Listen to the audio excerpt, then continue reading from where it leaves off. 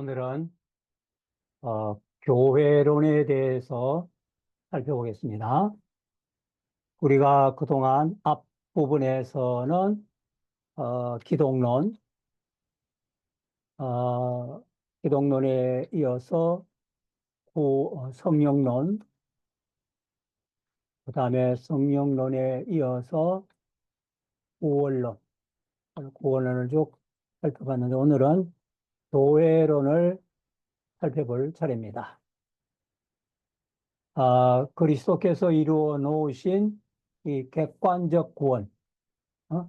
객관적 구원을 죄인의 마음과 생활에 적용시키는 과정이 뭐라고 그랬어요? 구원론이다.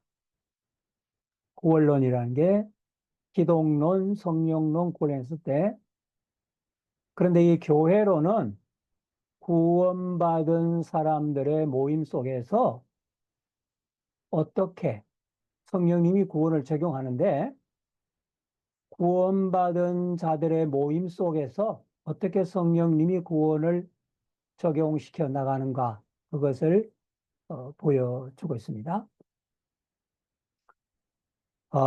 교회가 무엇이냐? 먼저 그걸 한번 살펴보이는데, 교회의 본질이 뭔가? 마태복음 16장 18절 말씀.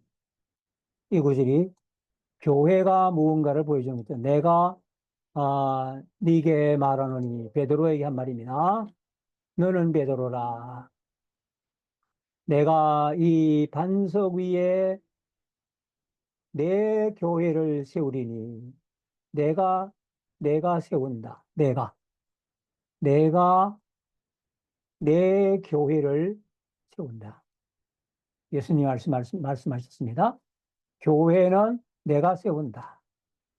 그리고 이 교회는 내 교회다. 그런데 이 교회를 어디 위에 세우느냐? 반석 위에 세울 것이다. 그렇게 말씀하셨습니다. 그러면 그렇게 세운 교회는 어떻게 되느냐? 음부의 권세가 이기지 못한다. 교회를 저항하는 음부의 세력이 있다. 그들이 교회를 핍박하고 교회를 힘들게 하겠지만 뭐 하지 못한다? 이기지 못하리라.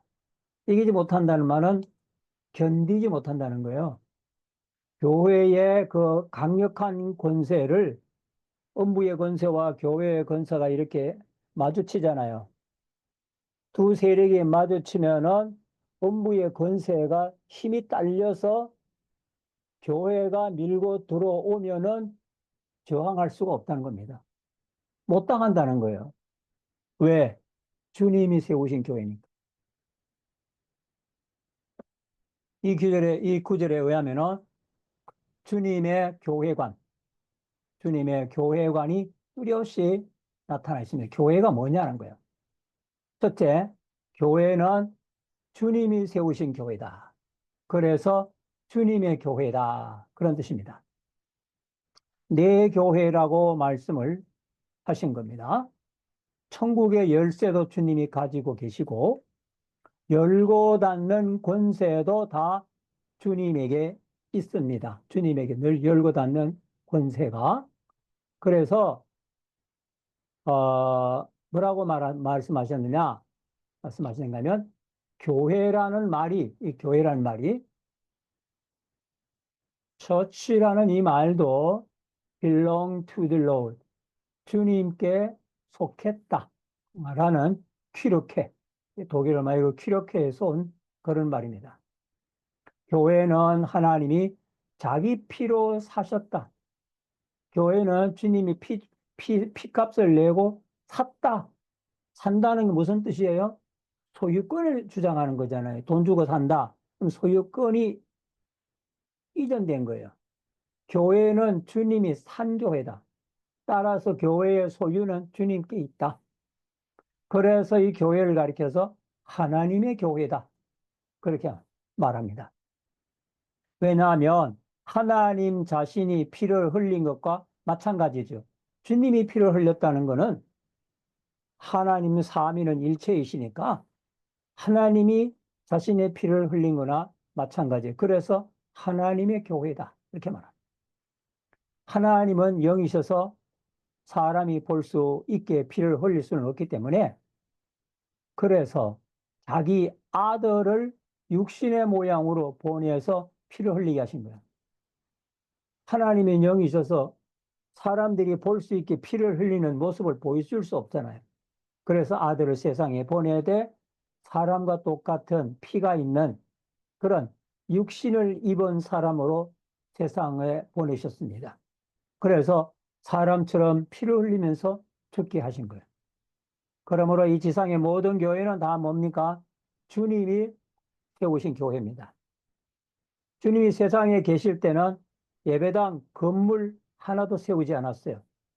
그래도 주님은 교회를 세웠다는 겁니다. 이 말은 무슨 뜻이에요? 교회와 건물은, 교회 건물은 다르다는 거예요. 다르다는 거예요. 전용 건물이 없어도 예배를 드리면 그게 뭐예요? 교회가 됩니다. 전용 건물이 없어요. 교회라고 하는 전용 건물이 없습니다. 그래도 뭐요? 예배 드리기 위해서 성도들이 모이면은 그게 뭐가 돼? 교회가 되는 겁니다.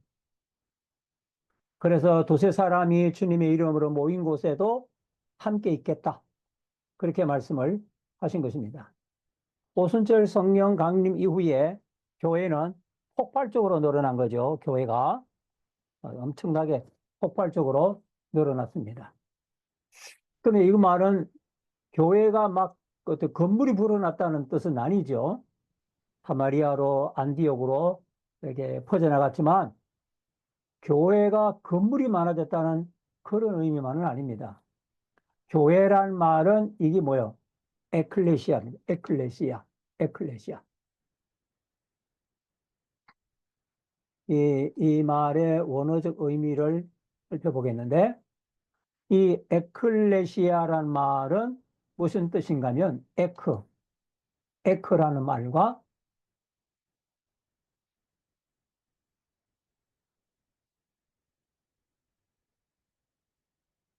칼레오라는 말이 합쳐서 된 말이 에클레시아입니다.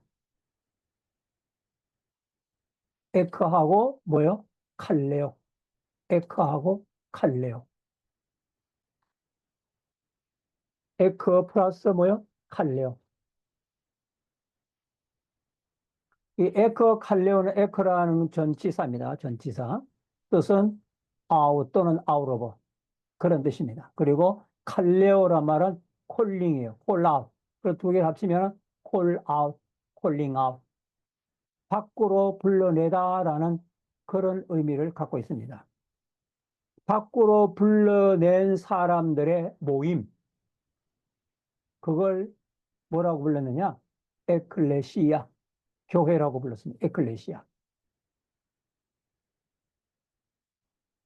근데 원래 이 에클레시아라만 시민들을 공공장소로 불러낸다는 그런 의미가 있습니다. 히브리 말에는 이걸 카할이라고 해요. 카할입니다. 카할과 같은 그런 뜻인데 카할은 이스라엘의 성회, assemble Israelites. 이스라엘의 어떤 어셈블리를 가리켜서 카할이라고 불렀습니다. 그래서 신학에 와서는 신자들의 집회, 그 모임을 가리켜서 에클레시아다 그렇게 말합니다. 그래서 어느 지역에 있든지 갈라디아나 안디옥이나 어느 지역에 있든지 신자들이 모임을 가졌다. 그곳에서 하나님을 예배했다. 그러면 그게가 뭐가 교회가 되는 겁니다. 그래서 초대 교회는 가정집이 다 교회였습니다.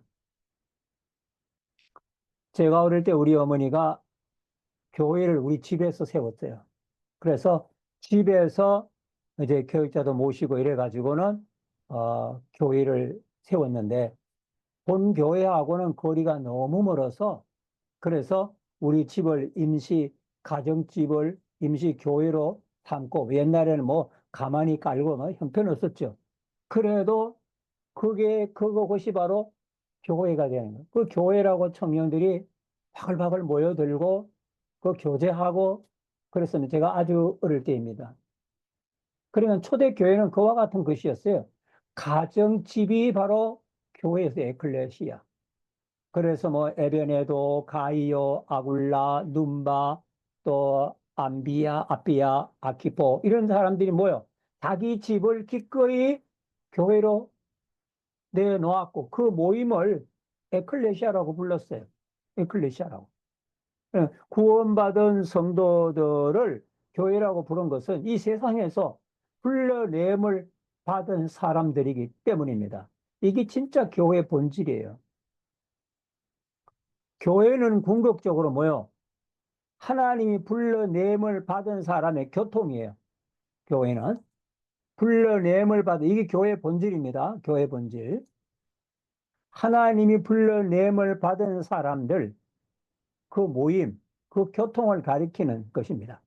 이게 엄밀한 의미에서는 부르심을 받은 성도 한 사람 한 사람이 교회입니다. 한 사람. 음? 그래서 지상의 모든 교회는 예수님을 머리로 한 하나의 공동체적인 교회가 있을 뿐이에요. 뭐, 어느 집단에 속해 있든지, 궁극적으로는 예수 그리스도를 머리로 한 유기적인 교회인 것입니다. 그래서 교회의 이러한 속성을 가리켜서 교회의 보편성이다. 또는 통일성이다. 그런 이름을 붙입니다. 교회의 보편성 또는 통일성. 그런데 로마 교회는 교회의 보편성을 어디에 두느냐? 어느 시대를 막론하고 어느 장소에도 하나님이 택하신 백성이 있다. 그 부름을 받은 그 사람이 교회다. 그런 의미에서 교회 보편성과 통일성을 찾는 것이 아니라 로마 카톨릭은 바로 전 세계 어디에도 로마 교회가 있다. 거기에서 교회의 보편성을 찾는 겁니다. 그리고 예수 그리스도를 머리로 한 몸의 유기체다. 그게 아니라 교황, 교황을 정점으로 한 일사불란한 조직 체계, 거기서 통일성을 찾는 겁니다. 굉장히 차이가 많은 거죠.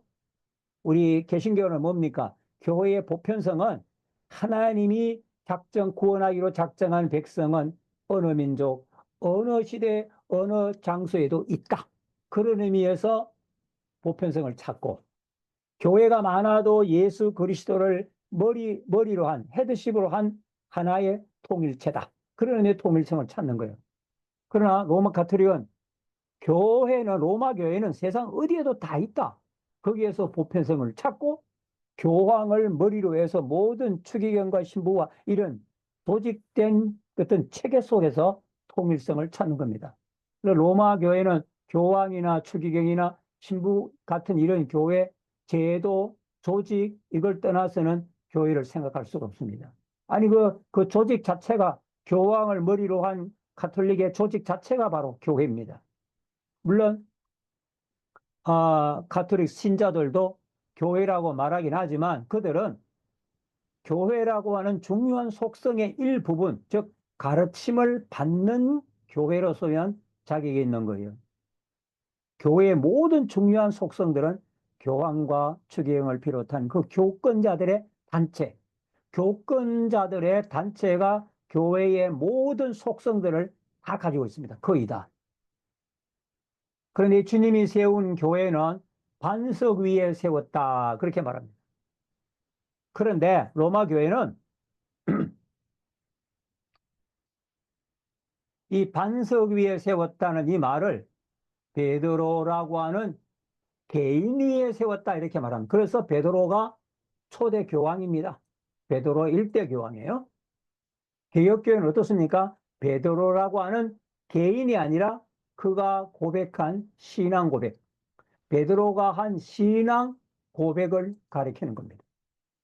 따라서 반석 위에 세운다는 말은 개인 베드로 위에 세운다는 것이 아니라 주는 그리스도시요 살아계신 하나님의 아들이라고 고백한 바로 뭐요?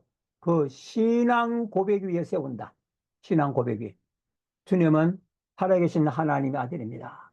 그 신앙 고백 위에 세운. 그러니까 이 신앙, 예수님을 하나님의 아들로 고백하는 그런 사람은 그 속에 이미 교회가 세워진 겁니다.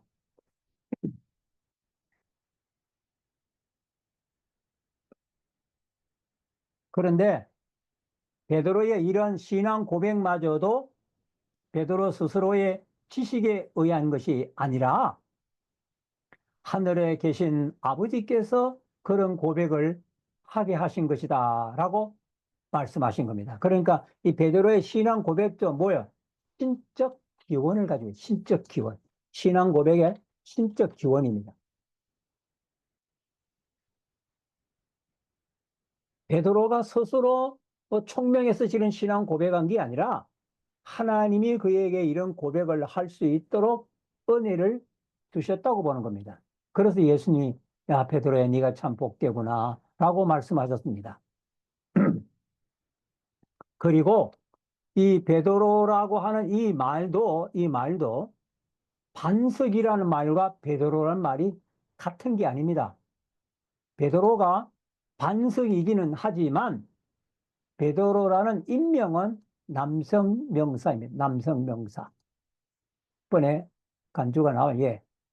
요 페트로스라는 요거는 남성 명사입니다. 남성 명사.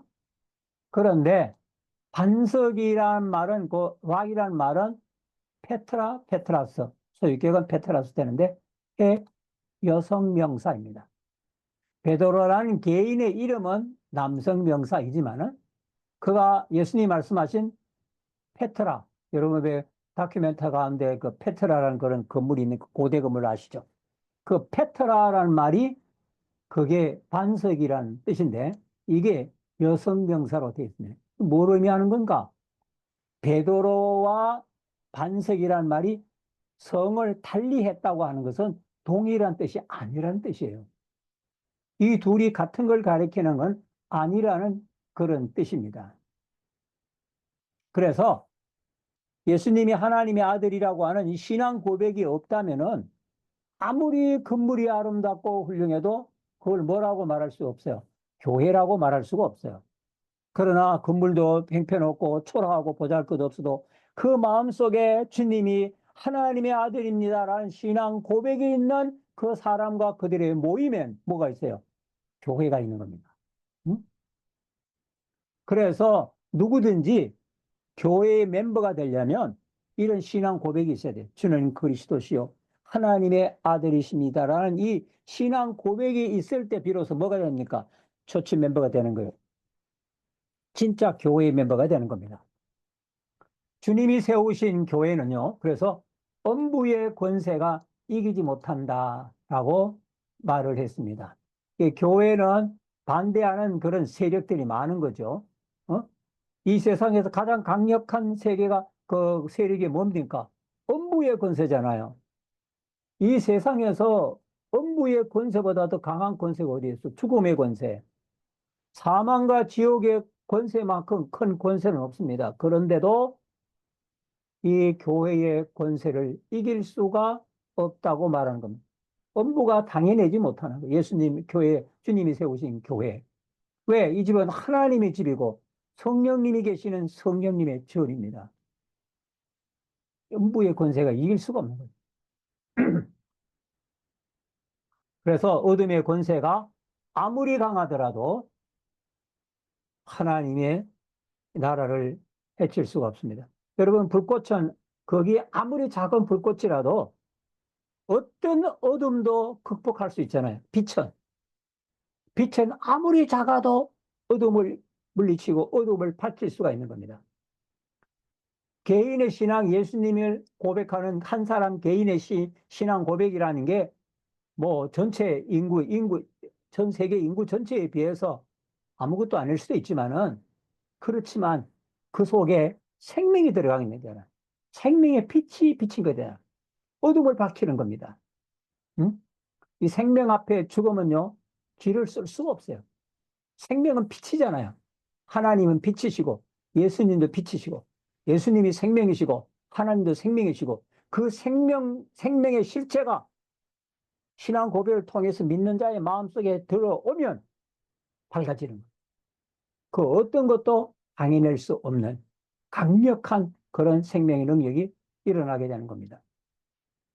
그래서 이 지상의 교회를 가리켜서 전투적 교회다 이렇게 불러요. 천상의 교회를 가리켜서 승리적 교회다 그렇게 말을 하고 있습니다. 이 교회를 이렇게 뭐 구분을 하죠. 구분을 하지만은 근본적으로는 이제 곧 교회 구분을 조금 이따 좀 더 살펴보도록 그렇게 하겠습니다. 주님의 교회입니다. 주님이 세우신 교회는 권세가 있는 교회입니다. 권세가 있어요. 왜?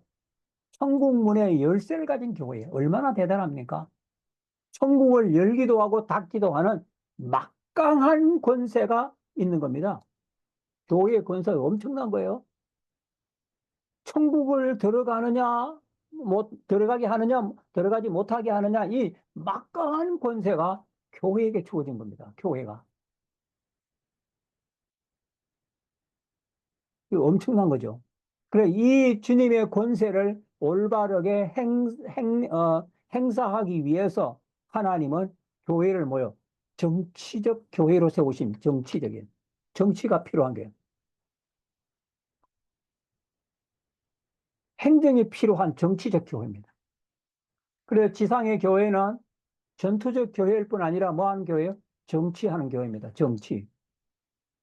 그리고 지상의 교회를 다시 무형의 교회와 유형의 교회로 나누고 유형 교회는 다시 유기체로의 교회와 조직체로의 교회를 나누는 것입니다. 바로 이 조직체로의 교회가 바로 뭐 하는 거예요? 정치하는 교회입니다. 자, 여기에 표를 한번 보시기 바랍니다. 교회는 천상의 교회와 지상의 교회로 나눌 수가 있습니다. 교회는 뭐요? 천상의 교회와 지상의 교회.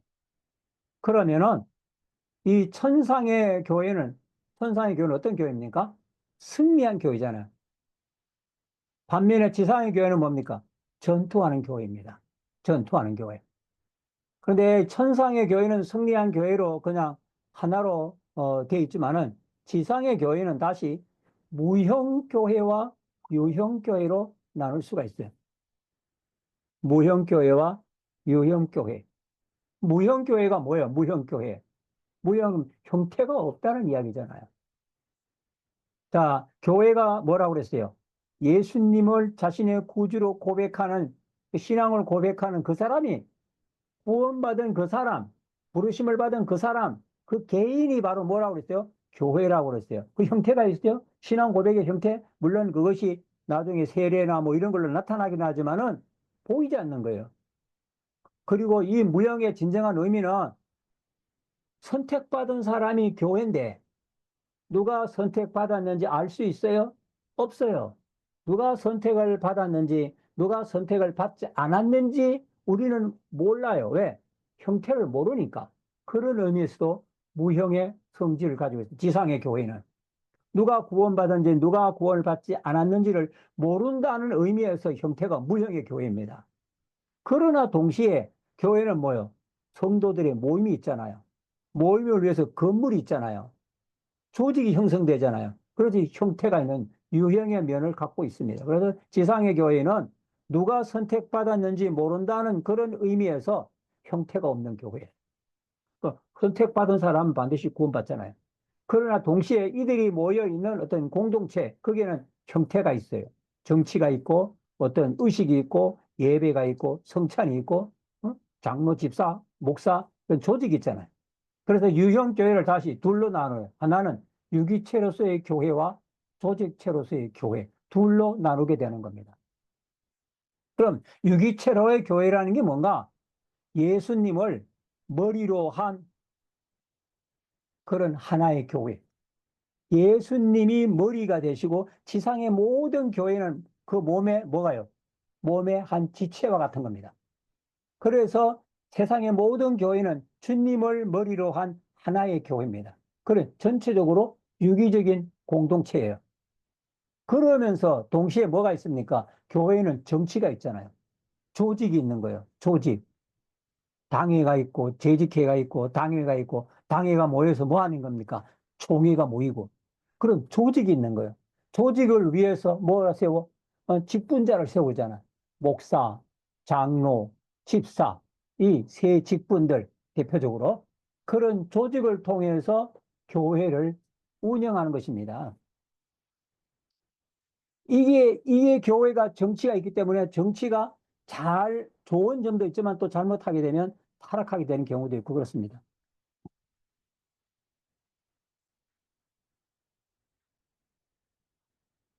그러니까 이런 교회, 천상의 교회, 지상의 교회를 구분을 하지만 이 세상에 있는 모든 교회는 전체적으로 뭐예요? 하나의 교회입니다. 원처치. 그리고 천상의 교회와 지상의 교회가 하나의 교회인데 그러면 똑같으냐? 천국 교회와 지상의 교회가 똑같은가? 똑같다고 하는 상등은 아닙니다. 똑같은 게 아니에요. 요게 공통 부분이 있어요. 요게 천국의 교회와 지상의 교회에 공통된 부분이 있어요. 요게 서로 만나는 지점이 있어요. 그러나 동시에 뭡니까? 천국에 있는 천상의 교회와 지상에 있는 지상의 저 교회는 다른 점이 있어요. 다른 점이. 그래서 이게 천국에 있는 천상의 교회와 지상의 교회가 딱 들어맞는 상등의 관계는 아니지만은 서로 공통적으로 만나는 그런 부분이 있습니다. 그 만나는 부분은 지상의 교회는 곧 천상의 교회와 똑같다고 말할 수가 있는데 다른 면에서 뭐 조직체로서의 교회 이런 게 없잖아요. 그런 면에서 천국이 천상의 교회가 곧 지상의 교회와 똑같은 건 아니다라는 것을 알 수가 있습니다. 이 표를 통해서 교회의 구분과 그 속성들 이런 것들을 한번 쭉 살펴보았습니다. 앞에서 주님은 교회를 세우되 정치하는 교회로 세우신다라고 말했습니다. 정치하는 교회. 그래 정치를 할 때에 요 부분들은 좀 중요한 부분들을 좀 강의를 하겠습니다. 정치하는 교회로서 교회가 가진 권리는 두 가지예요. 기본권과 치리권입니다. 기본권과 뭐요? 치리권. 교회가 정치를 하려면은 기본권과 치리권이 서로 만나야 돼요. 다스리는 사람이 있는가 하면 다스림을 받는 그런 대상이 있잖아요. 기본권은 뭐냐? 교인이 가지고 있는 권리가 기본권입니다. 이 국민권과 마찬가지예요. 나라에도 대통령이 있고 국회도 있고 국민도 있지만은 국민이 가장 기본적이잖아요.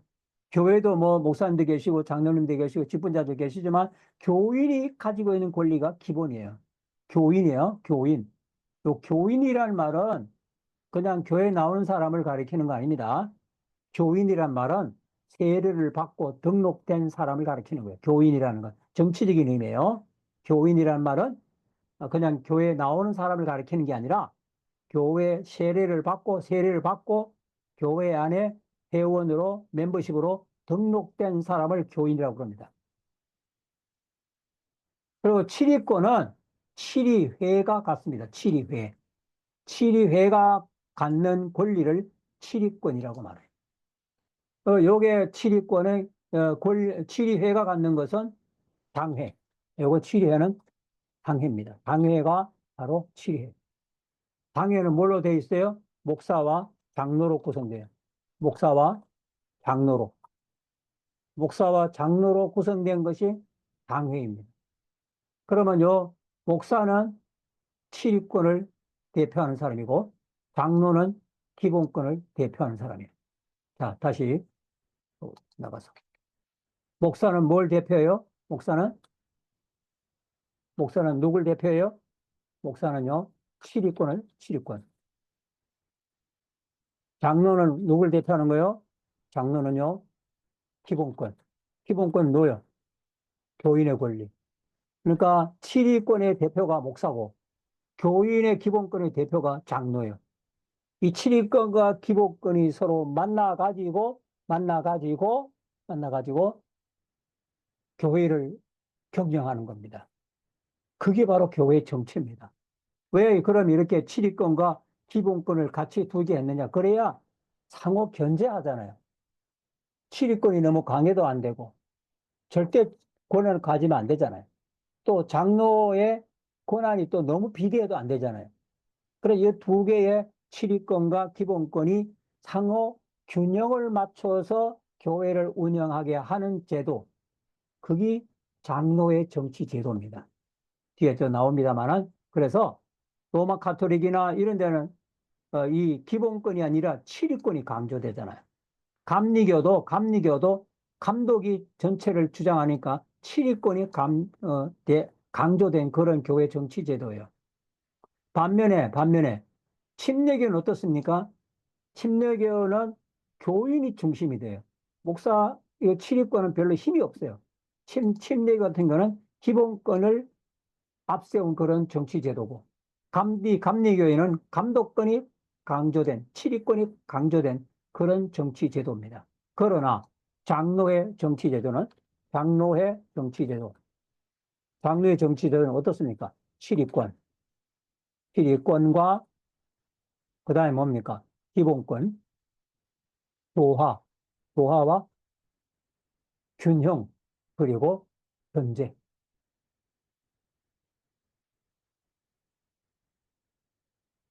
요로 하는 정치 제도가 장로의 정치 제도예요. 어떻게 보면 오늘날 민주주의 정치 제도와 가장 흡사한 그런 정치 제도라고 할 수 있습니다. 치리권과 기본권이 뭐요? 조화를 이루고 균형을 이루고 동시에 뭐요? 상호 견제합니다. 치리권은 기본권을 견제하고, 그럼 교인이 잘못하면 치리하잖아요. 또 기본권은 치리권을 견제합니다. 그래서 목사가 잘못하면 교인이 공동회의를 열어서 타임하게 하잖아요. 그래서 이 두 개가 치리권과 기본권이 조화와 균형과 상호 견제를 하면서 교회 정치를 하는 것이 장로의 정치 제도의 원리입니다. 중요한 개념이에요. 꼭 기억하셔야 됩니다. 정치에서 말하는 교인이란 앞에 말씀드렸죠. 세례를 받은 무흠교인, 즉 교회 헌법에 의해서 징계를 받지 않는 상태의 교인을 말합니다. 그러니까 이 기본권은 교인에게서 나오고 기본권을 대표하는 자는 교인에 의해서 피택된 장로입니다. 그래서 장로는 투표에 의해서, 성도들의 투표에 의해서 피택이 돼요. 왜? 국회의원을 국민에 의해서 뽑는 것처럼 대표자니까. 장로님도 바로 교인들을 대표하는 사람이기 때문에 교인들에 의해서 뽑히는 겁니다. 치리권은 치례가 가진 권리고 가장 기본적인 권리는 당회요. 치리권을 대표하는 자는 당회장이요. 당회장은 목사로 하는 겁니다. 당회는 모든 치리의 기본이며 장로와 목사로 구성된. 그러니까 당회는 교인의 기본권과 치리권이 상호 협력, 견제함으로써 권리의 남용이나 독주를 막고 뭐 하는 거예요? 균형 잡힌 정치 제도를 하도록 위한 하나의 치료입니다. 이게 장로의 정치 제도의 가장 기본이라는 것. 다시 한번 말씀드립니다. 그리고 어쨌든 그 당의 위에 노회도 있고 뭐도 있어요? 총회도 있잖아요. 총회도 있잖아요. 그러나 이 모든 치리의 기본은 뭐요? 당회에 있습니다. 그래서 이걸 아셔야 됩니다. 모든 치료의 기본은 당회. 당회를 바탕으로 해서 그 다음에 뭐가 이루어져? 노회가 이루어져요. 또 노회를 바탕으로 해서 뭐가 이루어져? 노회를 기준으로 해가지고 총회가 이루어지는 겁니다. 그 당회권이 치료의 가장 기본권이에요. 당회권이 제일 센 겁니다. 물론 노회는 당회가 모여서 그 권세를 행사하고 또 총회는 노회가 모여서 권세를 행사하니까 권위가 축적되었다고 볼 수 있지만 당회권 이상으로 권위를 갖는 건 아닙니다. 권위가 축적되기 위해서도 가장 기본권은 당회가 가지고 있는 거예요. 당회권이 제일 중요한 거예요. 이게 우리 장로의 정치 제도의 가장 중요한 것입니다. 그리고 앞에 말씀드린 것처럼 또 감리교회. 감리교회는 감독 정치의 대표적입니다. 이 정치 제도는 치리의 치리권이 지나치게 강조되어 교인의 기본권이 위축을 받거나 희생되는 겁니다. 또 한편 기본권을 강조하는 정치 제도는 회중교회나 침례교회 정치예요. 이게 기본권을 강조하는 겁니다. 감리교회는 뭐요? 감독 제도니까 치리권이 강조되고 회중교회나 침례교회는 회중이 중심이니까 기본권이 강조가 되는 겁니다. 아예 교회를 무시하는 그런 것이 있어요. 교회라는 조직 자체를 거부하는 거예요. 교회라는 교회 정치를 거부하는 교파가 있습니다. 왜? 이게 교회라는 거는 정치가 시작되면 그때부터 뭐 한다? 부패한다. 그렇게 생각합니다. 그래서 교회 정치를 거부하는 거예요. 퀘이커파, 딸비파, 이게 대표적인 건데, 대표적인 그런 교단들인데, 교회 정치를 부정하는 것은 교회 정치는 결국은 교회를 부패시킨다. 이런 생각을 갖고 있기 때문입니다. 그렇지만 장로의 정치 제도는 이 둘을 잘 보완해서 그렇게 서로 상호 견제하면서 건전한 교회 경영을 하도록 되어 있습니다. 좋은 정치, 가장 이상적인 정치 제도고 수준 높은 정치 제도죠. 그래서 수준 높은 사람만이 할 수 있는 겁니다. 대한예수교 장로회 또는 미주 한인 예수교 장로회 또는 뭐 세계 한인 예수교 장로 이름이 바뀌었습니다만 세계 예수교 장로회 이름이 이제 한인만을 빼고 세계 예수교 장로회 이름이 자꾸 바뀌었죠. 헌법 제2장 2편 정치 1장 원리에 의하면 장로의 정치에 8개 원리가 있습니다. 8개조 원리. 그 내용을 한번 봅시다. 양심의 자유가 있다. 그 교회를 정치할 때 가장 기본권을 중시하는 거니까 양심의 자유가 양심의 자유. 양심의 주인은 하나님이시잖아요. 그래서 양심에 따라서 신앙 믿고 예배하고 또 모든 것을 행할 수 있는 자유가 우리들에게 주어져 있어요. 개인의 자유가. 둘째는 교회의 자유가 있습니다. 그래서 어느 교파나 어느 교회든지 간에 각기 교인의 입회 규칙과 세례와 이런 것들을 교회가 만들어요. 세례 규정, 그게 어떤 뭐 딱 만들어서 여대로 하라 그런 게 아니야. 앞에서 말씀드린 것처럼 당회가 가장 7위의 기본권이라고 그랬죠. 그러면 당회가 그 규정을 만들 그런 권리가 있는 거예요. 권리가. 그리고 교회는 국가의 권력에 의하지 아니하고 각종 정부의 그런 압박으로부터 보호받을 수 있는 그런 자유가 있습니다. 교회의 직언과 책임에 대한 그런 문제가 있습니다. 교회의 머리 대신 예수 그리스도께서 지체된 교회의 덕을 세우기 위해서 직원을 두어서 복음을 전파하고 성례를 집행하고 신도로 하여금 본분을 지키게 했습니다. 그래서 직원을 두는 겁니다. 진리와 행위, 이 둘은 아주 밀접한 관련이 있죠. 진리는 뭐요? 선행의 기초입니다. 선행의. 착한 일만 하면은 무조건 다 괜찮은가? 그게 아니죠. 착한 일, 선행이라는 것도 정말 하나님의 말씀에 순종하려는 동기에서 나와야 돼요. 하나님의 영광.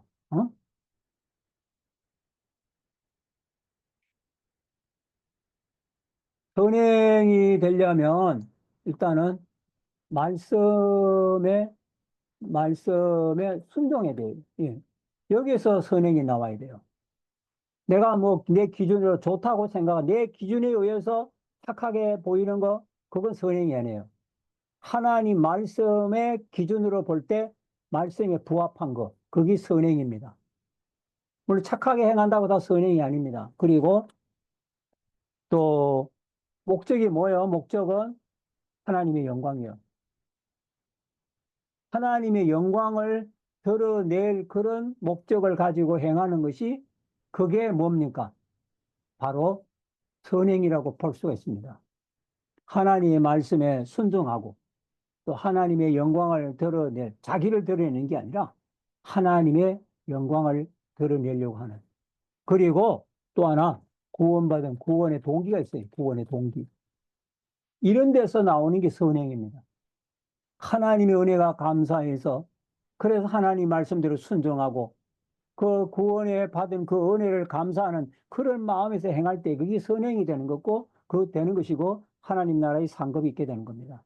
착하게 산다고 해서 하나님 나라의 상급을 받는 게 아닙니다. 직원의 자격. 교회가 직원을 어떻게 선정할 것인지에 대한 모든 것들은 교회가 규칙을 제정할 수가 있습니다. 그런 어떤 권리가 교회가 갖고 있어요. 직원 선거권이 있습니다. 직원을 선거권과 피선거권을 주고 안 주고 하는 모든 권한을 교회에게 주어졌습니다. 교회의 권한입니다. 출입권. 앞에서 나온 그런 모든 출입 행위. 마지막으로 권징. 이상의 각조의 원리를 힘써 지키면 교회의 영광과 복이 정진될 것이고, 교회의 권직은 영적인 것과 도덕적인 것이고, 국법에 의한 시벌이 아닌즉 효력은 정치적인 공정과 모든 사람의 공인과 만국교회의 머리신 구주의 권과 은총에 있는 것. 이 권징. 오늘날 우리 시대를 가리켜서 흔히 뭐라고 말하느냐? 권징이 사라진 교회다. 요즘 권징이 특히 뭔가면 이민교회에서는 권징하면 나가잖아요. 이 교회 안 나가면 뭐 내가 나갈 교회가 없냐? 어? 다른 교회 가면 되지. 그런 생각을 하고 교회의 권징을 무시하는 사람이 많습니다. 그래, 교회가 이제 엄청나게 무서운 게 뭔가 하면 천국의 열쇠를 갖고 있잖아요. 열쇠. 권징이 일어났다는 거는 그 사람은 천국에 들어가는 자격이 멈춘 거나 마찬가지예요. 엄청난 겁니다. 그러니까 이 잠겼다면은 교회에서 권징을 받았다면은 해벌을 받아야 돼, 해벌을. 회개하고 반성하고 회개를 받아야 되지. 교회를 옮긴다고 해결될 문제가 아닙니다. 권징 받으면 일단 그 교회에서 더 낮아지고 회개하면서 주님의 그 은혜와 그 긍휼을 사모하면서 해불되기를 기다려야 돼요. 그래야만 그 사람이 영광이 있게 되는 것이지. 또 이 교회에서 권쟁했다고 해서 아이고 내가 다른 교회 나가면 되지. 교회는 다른 곳에 갈 수 있을지 모르지만은 교회의 진짜 에클레시아의 멤버가 될 수가 없습니다. 아주 무서운 거예요. 교회의 권징은 세상의 심판은 이 땅에서만 해당하지만 교회의 권징은 저 천국에까지 영향을 미치는 겁니다. 무서운 겁니다. 그런데 사람들이 오늘날 권징을 무시하는 경우가 너무 많습니다. 교회가 죽었어요. 권위가 없어. 자, 교회 정치를 하려면 뭘 해야 돼요? 직원을 세워야 되잖아요. 직원에는 보통 통상직원과 비상직원과 통상직원 둘로 나눕니다. 자, 이 말이 뜻하는 바가 뭡니까? 비상. 비상이라는 말은 정상, 통상이 아니라는 거잖아요. 그러니까 비상시에 필요한 직원이 바로 뭐예요? 비상직원이에요. 이거는 주로 교회가 설립될 당시, 주로 사도들에게 주어졌습니다. 이 권세는. 이 교회가 설립될 당시에 주어진 직원들이 비상직원입니다. 그리고 통상직원은 통상시에 필요한 직원. 이게 뭐야? 이게 바로 통상직원이에요. 이 직원에는 세 직원이 있습니다. 목사, 장로, 집사. 또 집사는 안수 집사를 가리키는 겁니다. 그리고 통상직원에서 공통된 그 내용이 뭔가면 안수입니다. 안수. 그리고 안수직은 곧 종신직이에요. 안수가 없는 직분은 임시직이고 안수받은 직책은 종신직입니다. 그래서 목사, 장로, 안수 집사는 뭐요? 종신직이에요. 죽을 때까지. 거기에 직분을 면직에. 어?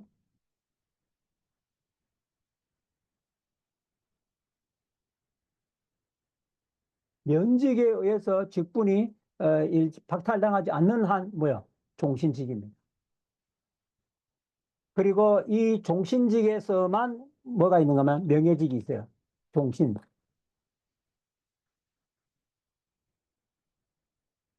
종신직에만 명예직이 있기 때문에 목사, 명예목사, 명예장로, 명예집사는 있지만은 명예권사는 없어요. 명예전도사 이런 거는 헌법상 없는 일입니다. 명예라는 건 어디에만요? 안수직에게만 주어지는 그 칭호예요. 안수 같지 못한 전도사는 안수 안 받잖아요. 권사도 안수 안 받잖아요. 물론 요즘은 권사도 안수받은 장로와 같은 그런 대우, 어? 하는 데 있습니다만은, 어쨌든 법상으로는 명예직은 안수직에만 주는 겁니다. 그래서 명예권사, 명예전도사, 이런 거는 헌법상 규정에서는 합당치 않는 그런 내용들입니다. 12명의 사도를 부르신 이가 주님이시고, 사도의 자격 요건에 대해서 베드로는 이렇게 말하고 있는데요.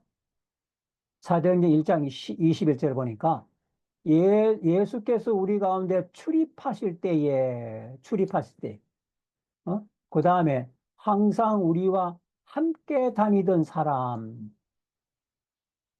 예수님이 부름을 받고 예수님과 함께 따라다니고, 그 다음에 예수님의 부활을 증거할 사람, 이게 사도의 그런 요건이었어요. 사도의 요건. 어?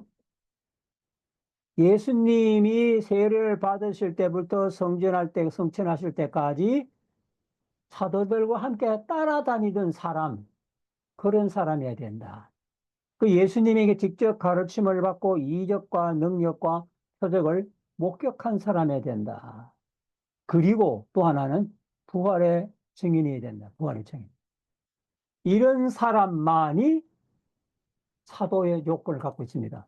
그래, 이거는 제한적이잖아요. 예수님이 세상에 계실 때만 가질 수 있는 직분입니다. 예수님이 불러주시가지고 예수님이 직접 가르침을 받고 그의 죽으심과 부활을 목격하는 요 제한된 무리, 요 사람들에게만 이 직분이 주어지는 거예요.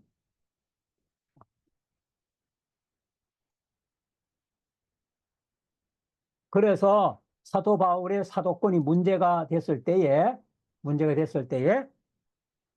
바울이 자기를 변호한 겁니다. 내가 주님께 직접 부름을 받지 못한 건 사실이지만 나는 다메섹에서 직접 부름을 받았다. 응? 다메섹은 뭐요? 직접 소명. 요거 좀 한번 써볼까요? 네, 여기 삽시다. 나는 주님으로부터 직접 소명을 받았다, 나도. 어디에서? 다메섹에서. 사울아, 사울아, 어? 직접 소명을 받았다. 나는 개인 레슨 받았다, 개인 레슨. 어디에서? 아라바 광야에서. 홀로, 응? 광야에서. 그리고 나도 부활을 목격했다. 나도 부활의 주님을 만났다. 어디에서? 다메섹에서. 그럼 나도 사도의 요건이 갖춰진 사람이다. 그 위에 앞에서 말한 그런 사도의 요건에 나도 해당되는 사람이다. 내가 직접 예수님과 따라다니지 않지만 나는 직접 개인 레슨 받았다. 주님으로부터. 그리고 나는 나의 사도직은 이방인. 이방인의 제사장이다. 나의 사도권은 이방인의 제사장이다. 이거 마치 뭐와 같은가 하면 레위 지파. 구약에서 보면 이 레위 지파가 있잖아요. 레위 지파. 레위 지파는 12지파에 속하지 않잖아요. 레위 지파는 12지파에 속하지 않았어요.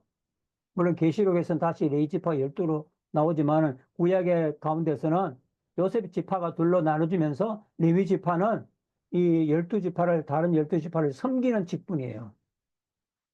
자, 사도 바울은 12제자가 아니에요. 12제자에 속하지 않았어요.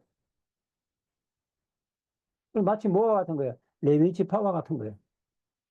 그래서 바울이 나는 이방인을 하나님께 제물로 드리는 제사장이다. 이방인의 제사장이다.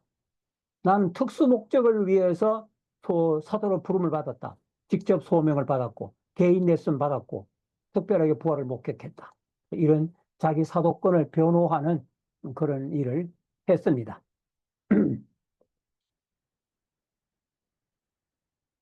아,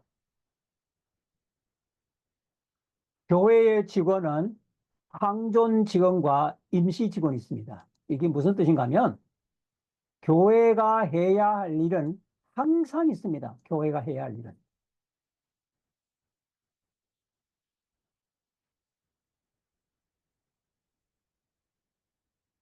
조금 더 설명을 해야 되겠네요. 교회가 해야 할 일은 항상 있어요. 직원이 있든 없든 상관없이 교회가 해야 할 일은 항상 있어요. 그 할 일이 뭡니까? 말씀을 전파하고 예배를 드리고 사탄과 죄악을 개항하여 공동 전선을 펴서 영적 전투에 임해야 됩니다. 이거는 교회 직원이 있고 없음에 따라서 항상 해야 돼요. 그래서 이 세 가지 일은 선지자와 제사장과 왕의 직무와 연결이 되어 있어요. 선지자, 말씀 전파. 그렇죠? 말씀을 전파하는 건 선지자. 제사장은 예배를 드리고, 그 다음에 사탄과 싸우는 건 왕의 직무잖아요. 세 가지. 말씀 전파, 예배, 그 다음 또 하나는 뭐요? 영적 전투. 요게 말씀 전파하는 건 요거는 선지자, 선지자의 직무다. 예배를 드리는 건 제사장의 직무. 영적 싸움은 그거는 왕의 직무예요. 이를 교회의 항존 직무다. 항존. 항상 있어야 한 직무다.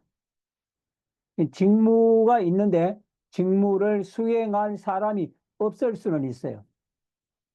교회가 항상 수행할 일이란 일이 있는데 이 일을 수행할 항존 직원이 없을 수가 있어요. 항존 직원. 그래서 이 항존하는 직무를 수행하려면 항존 직원, 즉 풀타임 상근직이 있어야 됩니다. 그래서 교회의 항존 직무를 전담할 사람들을 가리켜서 뭐라고 그래? 항존직이다. 그래, 항존. 항상 있어야 하는 직분이다. 이 직분을 맡은 자를 항존 직원이다.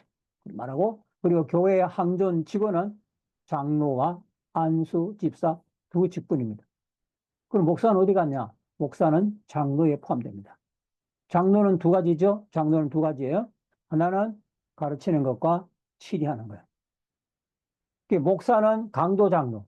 강도라니까 좀 말이 이상하지만, 목사는요, 도를 강도하는, 말씀을 설교하는 설교 장로예요.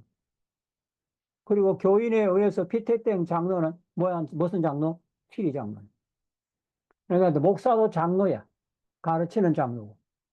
교인이 피택된 장로는 교회를 다스리는, 모두 뭐야? 안수받은 종신직이. 안수직만이 종신직이라고 그랬죠? 그렇죠. 항존직은 종신직이고, 종신직은 안수직입니다.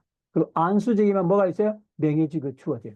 명예목사, 명예장로는 있을 수 있잖아. 명예전도사, 명예권사와 같은 것은 편법이다. 이렇게 편법. 없는 건데, 그렇게 그 기분 좋으라고 하고 줄 수도 있고, 뭐 교회 여러 가지 덕을 위해서 줄 수도 있는데, 예. 그런 뭐 헌법에 없는 일을 하는 거는 안 하는 게 낫지 않나 싶습니다. 그럼 통상 직원의 소명과 취임은 10절에 보니까 디모데전서 먼저 시험을 보고 그 다음에 책망할 것이 없으면 직분을 주라. 선한 일을 사모하는 마음이 있어야 된다. 그럼 자격이 있는지 먼저 시험을 해보고 그 다음에 합격하면은 직사의 직분을 주라. 요렇게 통상 직원의 소명과 취임을 이렇게 이야기하고 있습니다. 그러니까 먼저 뭐 하는 겁니까? 소명 여부를 확인하는 거예요. 야, 저 사람이 교회에 일할 그런 마음이 있느냐? 그리고 소명만 있다고, 마음만, 의지만 있다고 되는 게 아니잖아요. 자격이 있는가? 시험을 해보고 합격하면은 안수해서 직임을 주라. 그런 뜻입니다. 자, 교회의 은혜의 방편에 대해서 보겠습니다. 은혜의 방편은 말씀과 성례, 개혁주의는요, 은혜의 방편을 두 가지밖에 인정 안 합니다. 하나는 뭐요? 말씀이고 또 하나는 뭐요? 성례입니다. 그리고 이 말씀과 성례에서 그 조금 그 말씀과 성례는 두 가지인가? 은혜의 방편. 은혜의 방편이란 말은 다른 말은 수단이라는 거죠. 우리가 하나님의 은혜를 받는 방편 그 수단들은 말씀을 통해서, 성령을 통해서. 그럼 이거 두 가지냐? 두 가지인가? 두 가지? 그렇지 않습니다. 하나입니다. 하나. 그 두 가지가 아니라 뭐요? 하나예요. 뭐요? 말씀이야.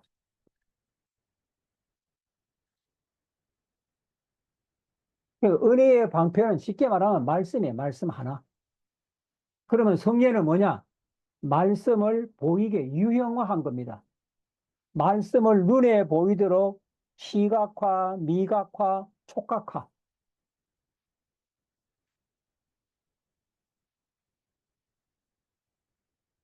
이거 저거 나왔죠? 이거 한번 봅시다. 이거 한번 봅시다. 말씀을 시각, 눈에 보이게 하고, 맛으로 느끼게 하고, 촉감을 느끼게 한 게, 그게 바로 뭡니까? 성령입니다. 성령. 청각보다 전달 방식이 더 빠르고 강력한 시각과 촉각의 호소함으로써 은혜의 전달 속도를 증가시킨 것이 성령입니다. 이런 것이 너무 많으면 안 되잖아요. 이런 방편들이. 그래서 이런 방편이 너무 많아도 문제가 될 수 있어요. 왜? 인간의 부패한 본성 때문에. 감각이라는 건 자극하면 할수록 더 강력한 자극을 요구하게 되고, 종려는 뭐요? 어지간한 자극을 줘도 반응을 하지 않는 무감각 상태에 빠질 수가 있습니다. 그러므로 감각의 자극을 은혜의 유용한 전달 통로로 이용하긴 하지만 그것을 뭐요? 최소화시켜서 남욕을 막았습니다. 이거 중요한 겁니다. 이게 은혜의 방편을 너무 많이 하지 않고 최소화, 뭘요? 말씀을 통해서. 말씀이 가장 중요한 은혜의 방편입니다. 은혜의 방편. 우리가 말씀이라고 했을 때는 여러 가지 의미가 있어요. 말씀이라고 했을 때 하나님 말씀이다. 이렇게 말할 때는 여러 가지 의미가 있습니다. 천지를 창조하시고 그의 입기운으로 만상을 만드신 이것은 무슨 말씀이요? 창조의 말씀이요. 말씀이라고 해서 다 같은 개념이 아니라 이런 없는 가운데서 만물을 만든 창조적인 하나님의 말씀, 이런 말씀이 있어요. 또 세계를 관리하고 보살피는 것도 하나님의 말씀으로 한다. 만물을 붙드신다. 이것도 뭐요? 창조뿐만 아니라 관리하고 보살피는 섭리죠. 이것도 하나님의 말씀에 의지한다. 이 말씀을 히바리 기자는 뭐라고 표현했는가 하면 능력의 말씀이다. 그렇게 표현했어요. 그러니까 창조의 말씀, 창조적인 말씀. 첫 번째가. 두 번째는 뭐요? 능력의 말씀. 그것도 하나님 말씀이에요. 섭리적 말씀이라고도 할 수 있는데 또 하나의 말씀이 있는데 바로 말씀이 육신이 되었다고 했을 때 이 말씀이 이것은 무슨 말씀? 성육신의 말씀, 성육신의 말씀. 다 같은 말씀이지만은 이렇게 말씀이라는 의미가 나타나는 게 여러 가지예요. 창조적인 말씀, 세상을 관리하는 능력의 말씀, 그리고 성육신 말씀. 그런데 이 모든 것들이 은혜라는 것을 깨닫게 하는데 직접 사용하는 말씀이 뭐예요? 기록된 말씀이에요. 이게 진짜 은혜의 방편입니다. 그 기록된 말씀, 기록된 하나님의 말씀. 성육신 말씀이 아니라 기록된. 이게 우리가 말하는 은혜의 방편입니다. 영감된 하나님 말씀. 그것도 기록 속에 보관된 말씀이 아니라 뭐 하는 말씀? 전파되는 말씀이야. 그냥 성경 속에 갇혀 있는 그래서 이게 전파되지 않으면 은혜의 역사가 일어나지 않는 거잖아요. 뭐라고 그랬어요? 전하지 않는데 누가 듣겠느냐? 듣지 않고 어떻게 아멘 하겠느냐? 이게 기록된 하나님의 말씀이 은혜의 방편이지만 동시에 뭐요? 그 말씀이 전달돼야 돼. 전달. 그게 뭐 음성으로 전달되든지 또 나오잖아요. 음성으로 전달되든 또 뭐요? 문자나 기타 매체로 전달되든 하여튼 전파가 되어야만이 그 속에서 뭐가 일어나? 은혜의 말씀이 역사가 일어나는 겁니다. 말씀과 성령의 관계는 대단히 밀접한 관계입니다. 말씀이 전파되는 곳에 무조건 은혜가 전달되느냐? 그렇지는 않아요.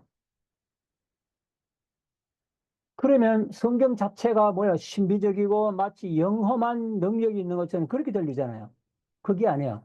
성경은 마치 마술적인 기운이 있는 것처럼 그렇게 생각하면 안 되는 거예요. 영감이 성경이 영감된 하나님의 말씀이라고 하지만 이 말은 글자 하나하나마다 신비적인 기운이요. 물리적으로 서려 있다? 그런 뜻은 절대로 아닙니다. 이 문자를 열기만 하면 마치 뭐 능력이 발산되는 무슨 방향제 같은 그런 게 아니라는 거예요. 성경은 그냥 문자요, 글입니다. 그런데 이게 어찌해서 은혜의 가장 중요한 수단이 되는 것입니까? 그것은 바로 무엇 때문에? 성령님의 역사 때문입니다. 성령님이 기록된 성경 말씀 가지고 역사하시는 거예요. 성령님은 말씀 없이도 역사할 수 있어요. 그러나 성령은 통상적으로 뭐요? 말씀을 가지고 역사하기를 기뻐하시는 거예요. 성령님은 자유로운 분이에요. 말씀 없이도 일할 수 있어요. 그러나 통상적으로 말씀을 가지고 역사하신다는 거예요.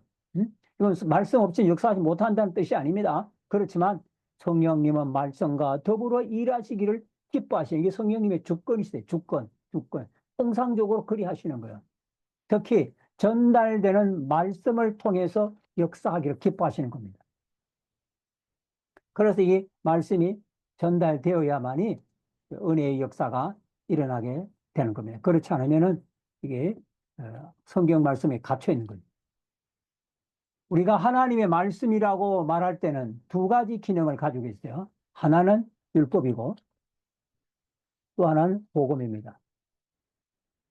다 같이 하나님의 말씀인 건 사실이지만 율법과 복음이라는 형태로 주어져서 역할이 달라요. 율법은 죄를 깨닫게 하고 복음은 뭐요? 믿음으로 받아들이게 하는 거예요. 그러니까 율법이 없으면 죄를 몰라.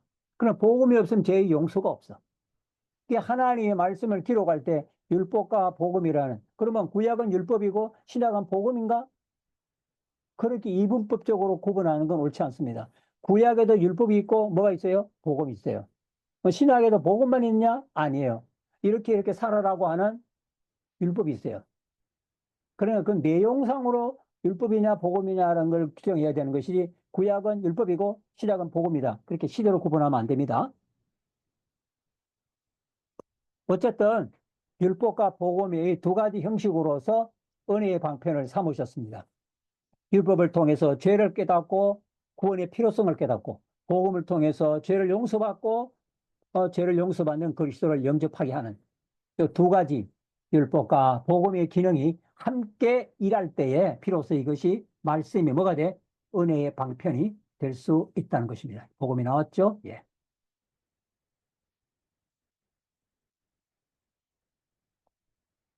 자, 우리가 말씀하게 되면 떠오르는 게 뭡니까? 십계명이잖아요. 요 십계명은 요것은요 기말 시험 과제입니다.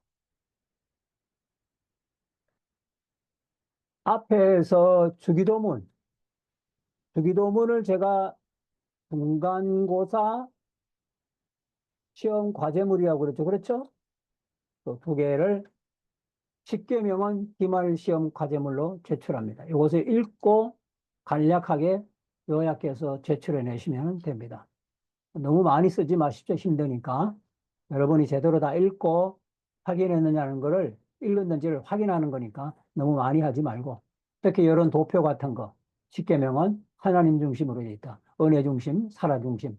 전체적인 도표 같은 걸 꼭 기억하셔서 십계명의 전체 내용을 읽고서 요약하시면 기말 시험으로 간주하겠습니다. 그래서 이 두 가지 시험으로 주기도문과 십계명을 가지고서 성적을 매기겠습니다. 그리고 제출한 과제물, 그 과제물하고 두 가지 시험 통해서 세 가지를 채점 기준으로 해서 학점을 내겠습니다. 꼭 십계명 강의도 너무 길게 한 게 아니라 짧게 한 거니까 여러분이 보여주시기, 잘 관리하시고 살펴주시기 바랍니다. 성례의 문제가 나오는데 은혜의 방편 문제에서 성례의 문제가 앞에서 말씀드린 것지만 이 은혜의 방편으로서 말씀은 독립적이지만 성례는 독립적이지 않아요. 이게 무슨 뜻인가? 말씀은 은혜의 방편으로서 독립적이에요. 이 말은 말씀은 그 자체가 은혜의 방편이 되는 거예요. 그러나 성례는 말씀을 통해서 은혜의 방편이 되는 겁니다. 그러니까 성례는 독립적이지 않아요. 성례는 말씀과 함께 일할 때 성례가 은혜의 방편이 되는 것이지 말씀 없이 성례만으로 은혜의 방편이 되는 거 아닙니다.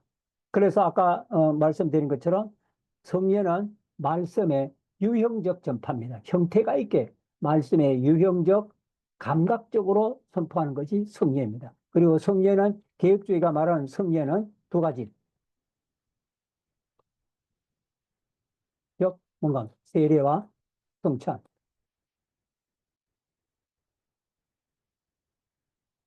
이게 개혁주의가 말하는 은혜의 성례의 가지수입니다. 뭐, 이 외에 로마 교회는 7가지 성례를 두고 있습니다만은, 개혁주의는 2가지 성례, 세례와 성찬만을 성례로 간주합니다. 더 살펴봐야 할 내용들이 사실 많이 있는데, 그것들을 이제 시간이 많이 갔고, 한 학기가 지나가서 여기서 마치도록 하겠습니다. 한 학기 동안 여러분 수고 많이 하셨습니다. 축복합니다. 하나님의 기름 부으심이 충만하기를 바랍니다. 감사합니다.